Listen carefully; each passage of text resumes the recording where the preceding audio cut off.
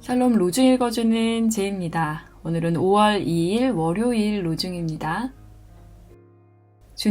주님께서는 예전에 세우신 계획대로 신실하고 진실하게 이루셨습니다. 이사야 25장 1절. 하나님께서는 사랑으로 이렇게 결정하셨습니다. 곧 예수 그리스도를 통하여 우리를 하나님의 아들들과 딸들로 삼으시기로 하신 것입니다. 에베소서 1장 5절.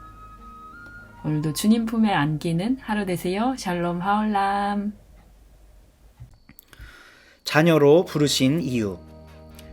에베소서는 바울이 감옥에 갇혀 있을 때 쓴 편지입니다. 에베소는 지중해 동부 지역에 위치해 있는 항구 도시였고 상업이 성행하던 대도시였습니다. 그곳의 아데미 신전에는 세계적으로 유명한 여신상이 있기도 했습니다. 거주민은 10만 명을 훌쩍 넘었을 것으로 예상합니다. 대도시에는 다양한 사람들이 삽니다. 에베소에 세워진 교회도 여러 지역에서 온 사람들로 구성되었을 것입니다. 에베소 교회는 유대의 입장에서 봤을 때 이방인 집단입니다. 그러나 바울은 그들에게 예수 그리스도로 말미암아 하나님의 자녀됨을 선포합니다. 당시 유대인들은 이방 민족은 심판을 받을 것이며 자신들은 구원받을 것이라고 생각했습니다. 바울은 유대인 중에 유대인이요 바리새파 사람이며 율법학자인 가말리엘을 사사한 사람입니다. 그러나 그는 동족 유대인들의 생각을 완전히 뒤집습니다. 바울은 교회와 교회를 구성하는 성도들의 존재는 전적으로 하나님의 은혜로운 뜻에 근거를 두고 있다고 믿습니다. 이 뜻은 예수 그리스도 안에서 이미 창조 이전부터 정해져 있었던 것이라고 설명합니다.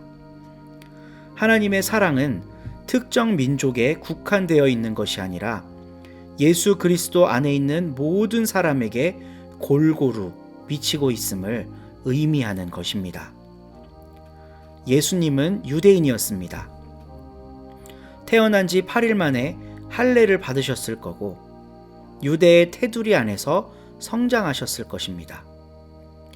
요한복음을 보면 예수님의 모든 장례 순서도 유대식으로 진행되었음을 확인할 수 있습니다. 유대인으로 태어나고 성장하며 죽으신 예수님. 에베소에 살던 다양한 출신 배경의 사람들이 그분을 믿고 따라야 할 이유가 전혀 없어 보입니다. 그러나 바울은 예수 그리스도의 사랑으로 하나님께서 모든 이들을 자녀로 부르셨음을 전합니다. 이 메시지는 이방인들의 교회가 세워진 동력이 되었습니다. 에베소에서 교회를 이룬 성도들은 왜 우리가 유대인을 믿어야 하지? 라고 반문하지 않았습니다. 사랑의 원천이신 예수 그리스도로 인해 하나님 안에서 모두가 한 자매요 형제임을 고백하는 그들에게 민족이나 국경이나 출신 따위는 아무런 장애가 되지 않았습니다.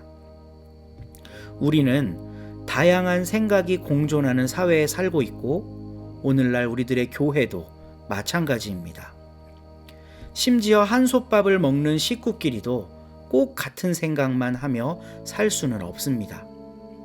유전적 형질이 같은 쌍둥이도 서로 다른 지문을 가지고 태어나며 다른 취향과 관심사를 가지고 살아갑니다.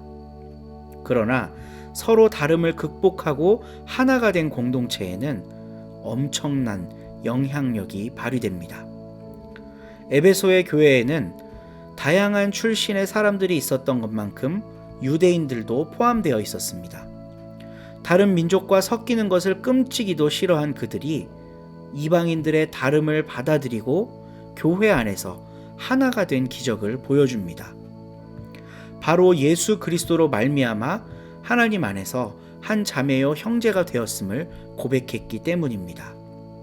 예수님의 제자 중에는 세리도 있었고 열심당원도 있었습니다.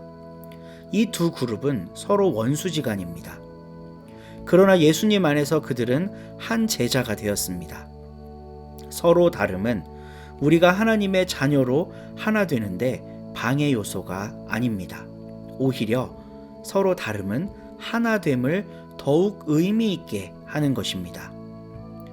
우리를 하나님의 자녀로 부르신 이유를 발견하고 하나됨을 가정에서, 교회에서, 또 우리 사회에서 이루어갈 수 있기를 소망합니다. 기도하겠습니다. 우리를 하나님의 자녀로 부르신 이유를 되새겨봅니다.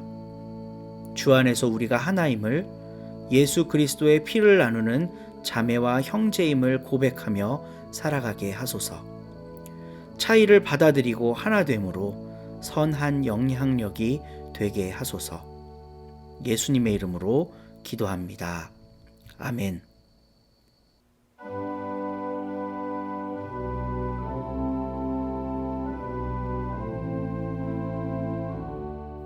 5장. 형제자매 여러분, 그 시간과 그때에 대해서는 우리가 여러분에게 써 보낼 필요가 없습니다. 여러분이야말로 주님의 날이 밤에 도둑이 오듯이 그렇게 온다는 것을 정확하게 알고 있기 때문입니다. 사람들이 평화롭다, 안전하다 하고 말할 그때에 갑작스럽게 그들에게 파멸이 들이닥칠 것입니다. 악이 가진 여자에게 진통이 들이닥치듯이요.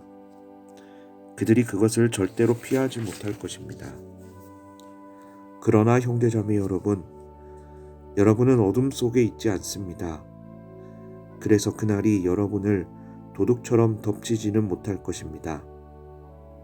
여러분 모두야말로 빛의 아들딸들이고 낮의 아들딸들이니까요. 우리는 밤이나 어둠에 속해 있지 않습니다. 그러므로 우리는 다른 사람들처럼 잠자지 맙시다. 깨어서 정신을 맑게 합시다. 잠자는 자들은 밤에 자고 술 취하는 사람들은 밤에 취하니까요. 우리야말로 낮에 속한 사람들이니까 정신을 맑게 합시다. 믿음과 사랑을 가슴 갑옷으로 입고 구원의 희망을 투구로 씁시다. 하나님은 우리가 진노를 당하도록 정해두신 것이 아니라 우리 주 예수 그리스도님을 통해서 구원을 얻도록 정해두셨으니까요. 그리스도님은 우리를 위해서 죽으셨습니다.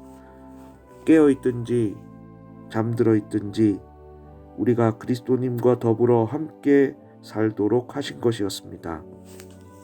이런 까닭에 여러분은 서로 용기를 북돋아주고 한 분 한 분 서로를 세워주십시오.